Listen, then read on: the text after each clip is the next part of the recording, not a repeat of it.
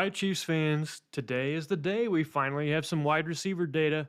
I don't have all the data completed where we're going to make our projections for what the Chiefs' young wide receivers are going to do next season, but I do have some numbers that are interesting regarding their college stats and where they rank against other wide receivers that have been selected in the draft in the last 10 years. So, as you know, I've been talking about all this data I've been crunching over the past few weeks, and I'm basically taking college statistics, and then the first 3 years of NFL statistics for all wide receivers drafted in the last 10 years. And I want to try to use that to see if I can project what I think the Chiefs wide receivers will do going forward in 2023. So today's data, we only have the college wide receiver data finished. And there's some really interesting things that I saw while I was going through this. So let's start. If I were to ask you the question,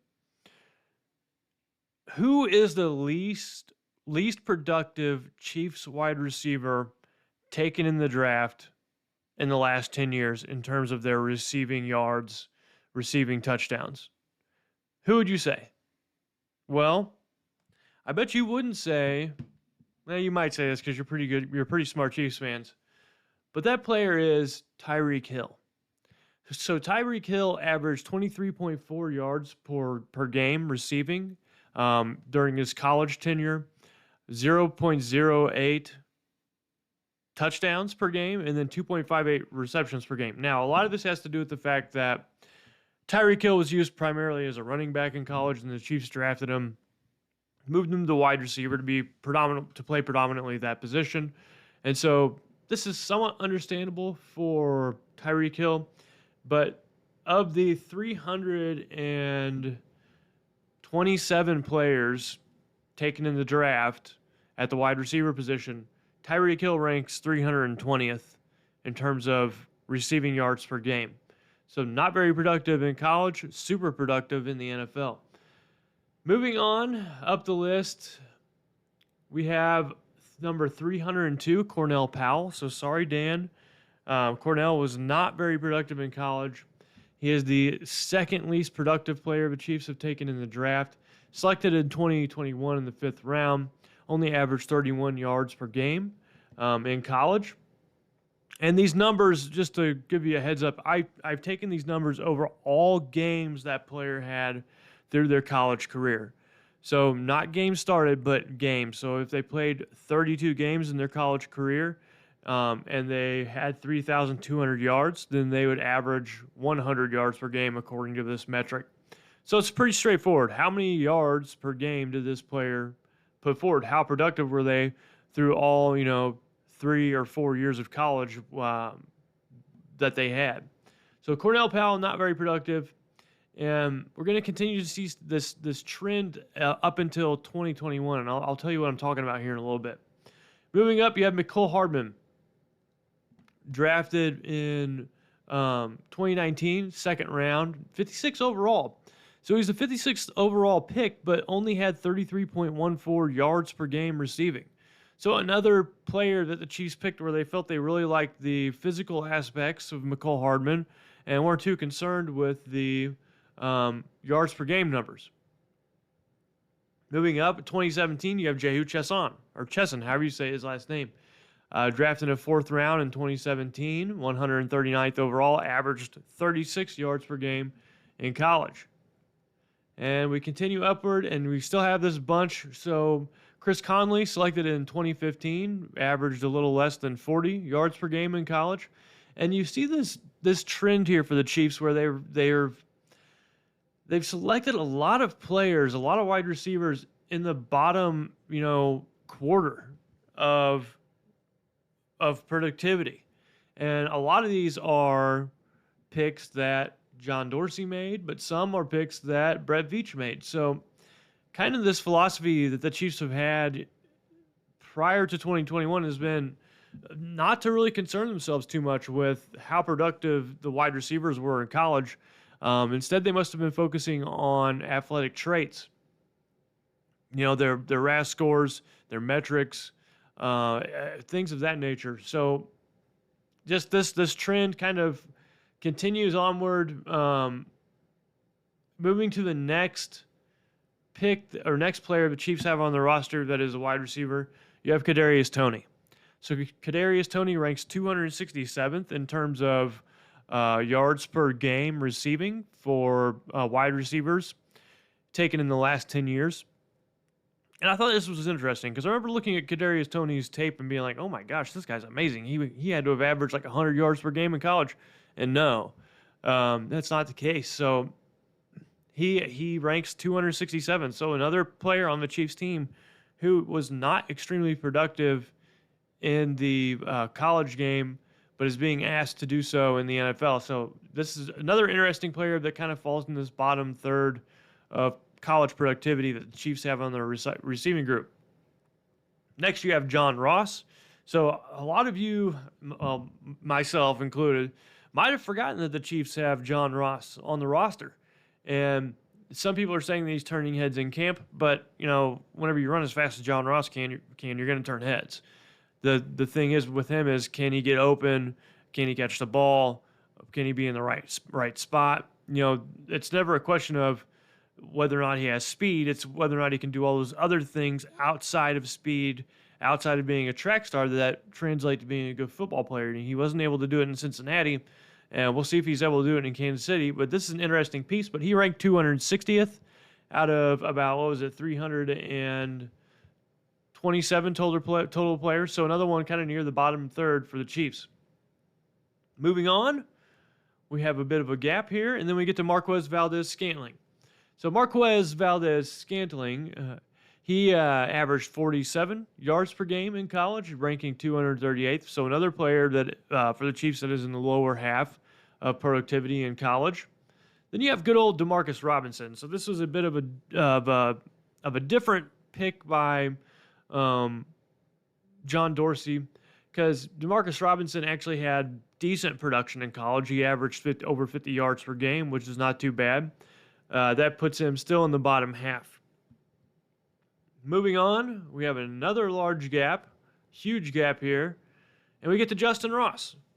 So in my data, I didn't include undrafted free agents, but I wanted to include Justin Ross to show where he stacks up.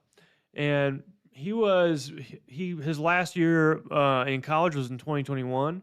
So the Chiefs picked him up, last offseason, sat him down for the 2021 season.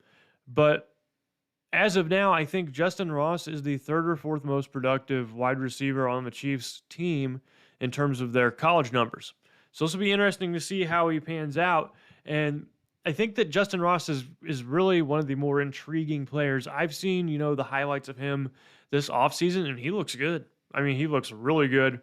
And we'll see what he can do, but this is definitely one of the most intriguing storylines that the Chiefs offense has on the team.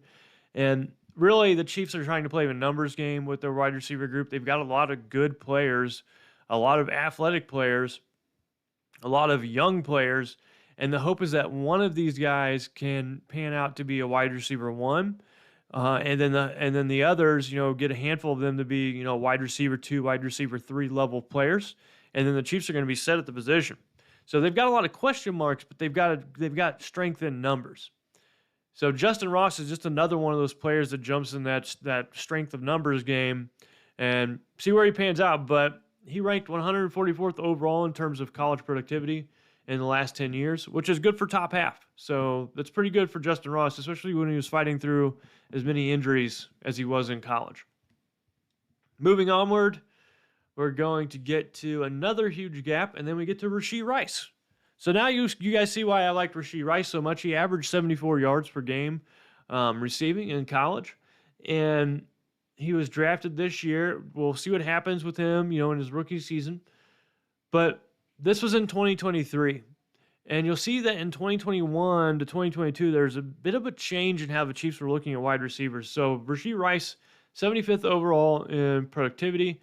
You see he was a little bit more productive than Jackson Smith and Jigba. I can never say his name.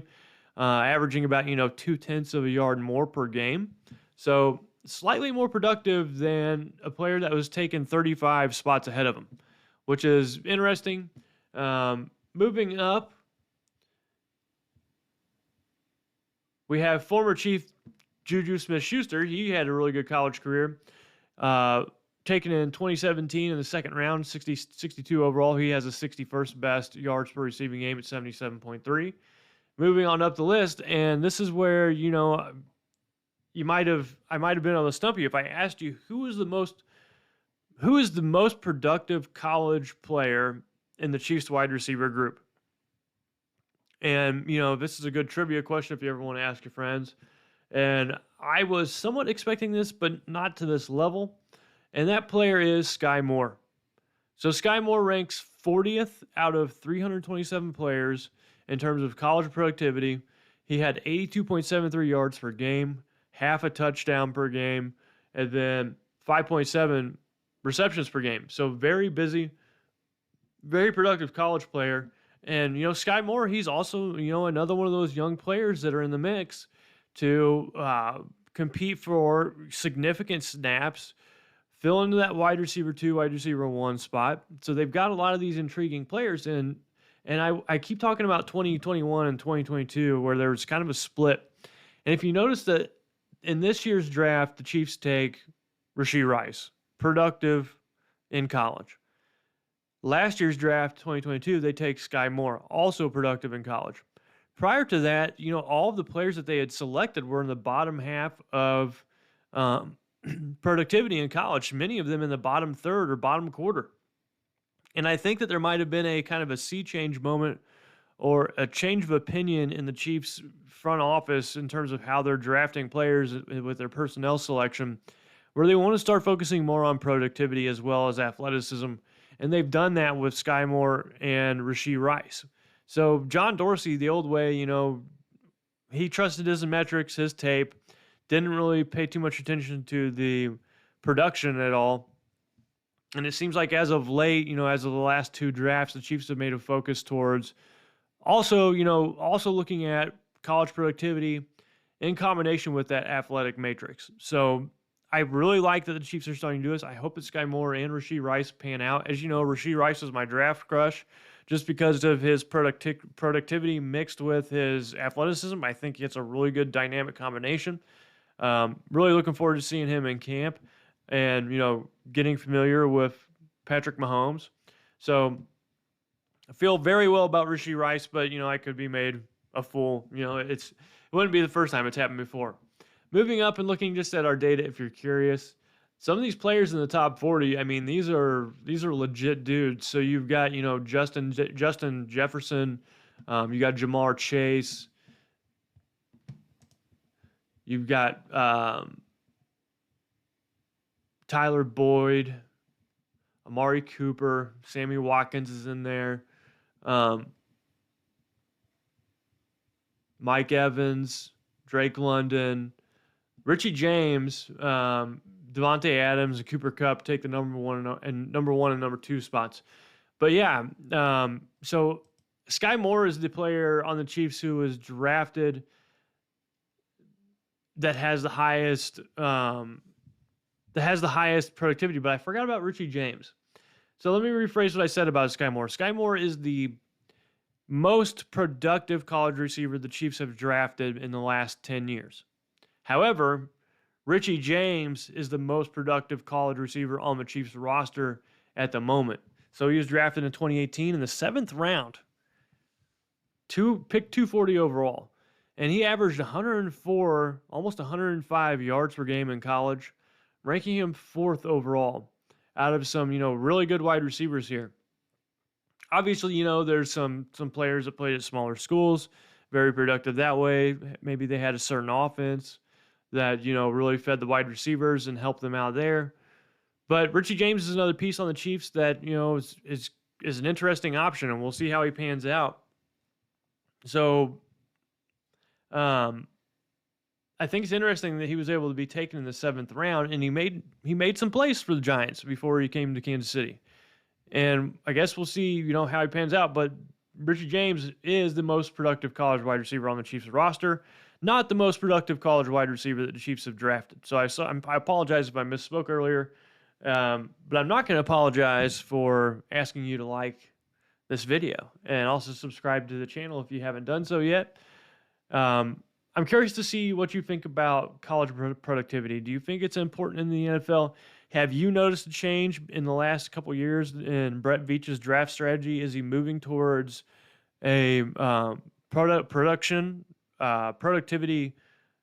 model where he's looking for more productive college players to bring them into the Chiefs in the draft, as opposed to just focusing on the tape and athletic matrix or athletic matrices? What do you think? Do you think the Chiefs have made a change? Or do you think this is just luck of the draw, just kind of how it shook out?